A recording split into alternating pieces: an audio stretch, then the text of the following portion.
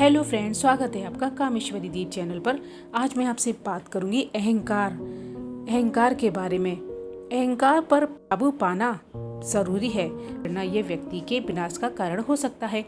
अहंकार के कारण व्यक्ति कई बार गलत निर्णय ले लेता है। जीवन में उसको बाद में पछतावा होता है, लेकिन कई बार अहंकार के कारण उसको सही और गलत का अंदाजा नहीं होता। अहंकार के कारण सही और गलत का फर्क भूल जाता है। अपने अहम में आकर कई बार ऐसी गलतियां कर देता है कि जीवन में उसे पछतावे के सिवा कुछ नहीं हासिल होता। तो आइए सुनते हैं कहानी। ये कहानी ऐसे मूर्तिकार की है जिसे कि अपने मूर्ति कला पर बहुत ही अहंकार था। काफी समय पहले की बात है कि एक गांव में एक मूर्तिकार रहा करता था। वह मूर्ति कला से बेहद प्रेम किया करता और इसी के चलते उसने अपना पूरा जीवन उस मूर्ति कला को समर्पित कर दिया। ज्यादा सफल हो गया कि वो जो भी मूर्ति बनाता था वो ऐसे लगती जैसे कि सचमुच में जीवित है। हर कोई उसकी कला की प्रशंसा करता। उसके चर्चे दूर दूर तक फैल गए थे। अपनी इतनी प्रसिद्धि को देखकर उस मूर्तिकार के मन में अहंकार आ गया, इस भावना से कि वो खुद को सर्वश्रेष्ठ मूर्तिकार मानने लगा।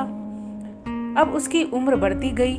जब उसका आखिरी समय आ गया पास में, तब उसने मृत्यु से बचने के लिए एक युक्ति सोची। वह चाहता था कि वो यमदूत की नजर से बच जाए। अंत में उसे एक युक्ति सूझी।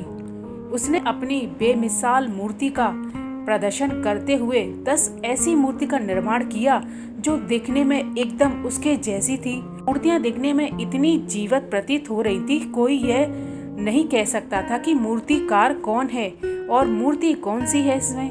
अब वह मूर्तिकार अपनी बनाई हुई 10 मूर्तियों के बीच में बैठ जाता है और उनमें से मूर्तिकार को पहचानना बहुत मुश्किल था।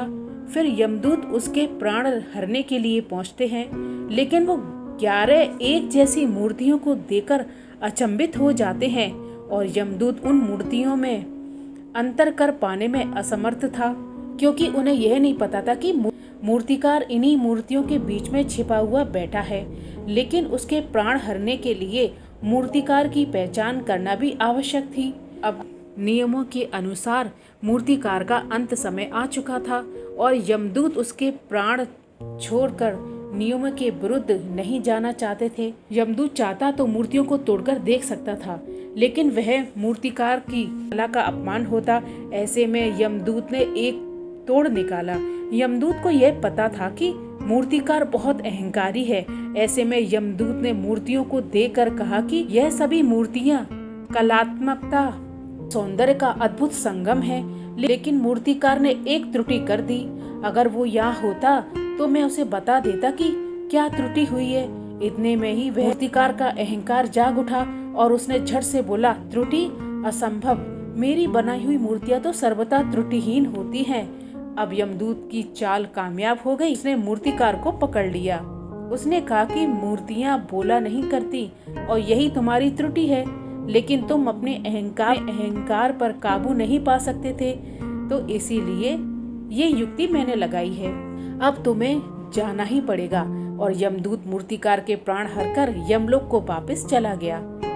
अब किसी भी व्यक्ति के लिए अहंकार उसका विनाश का कारण होता है।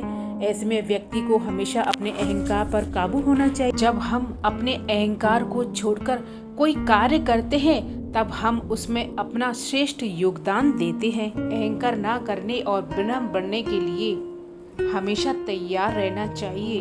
धन्यवाद फ्रेंड्स। अगर आपको मेरा वीडियो पसंद आया तो इसे लाइक जरूर कीजिए, सब्सक्राइब कीजिए मेरे चैनल को, बेल आइकन का बटन है उसे भी जरूर प्रेस कीजिए। Thank you.